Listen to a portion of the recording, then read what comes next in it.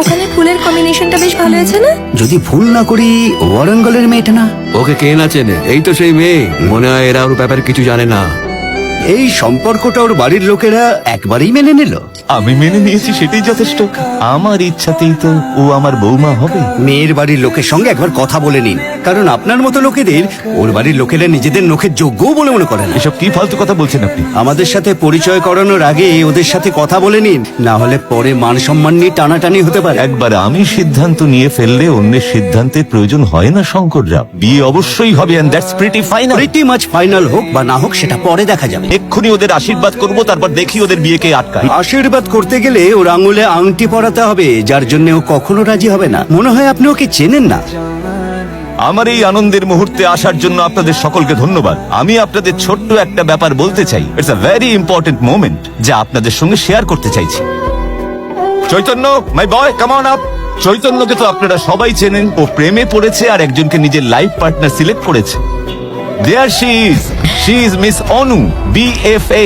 আরে দেখছো কি মা? এসো, উপরে চলে এসো। যাও মা, তোমায় ডাক। এখানে এসো মা।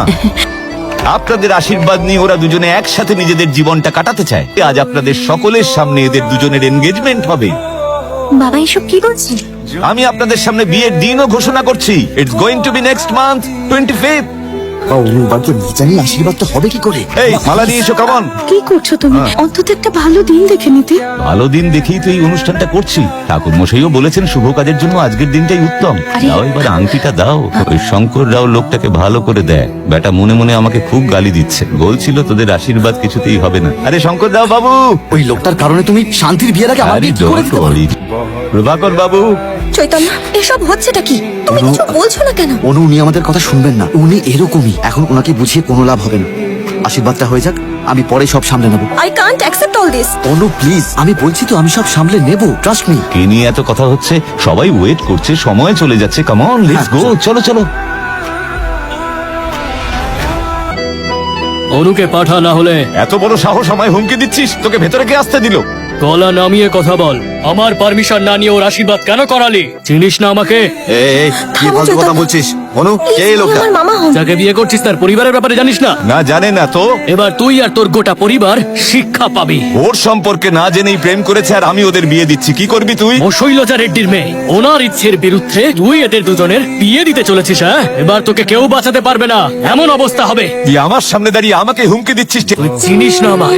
সকলের সামনে কিছু করবেন না। চৈতন্য, চলো মামা। এক মিনিট দাঁড়াও। তোমার বাবা বিরাট বড় ভুল করেছেন।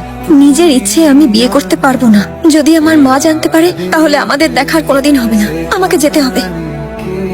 এই শৈলজা রেড্ডি আসলে কে? বাবা, মেয়েটার সঙ্গে প্রেম করার আগে জানা উচিত ছিল ওর মা কে, তাহলে ও এখান থেকে এভাবে চলে যেত। তাহলে বলুন না কে ওই মহিলা, তারপর দেখছি কি করা যায়। তাহলে শোনো,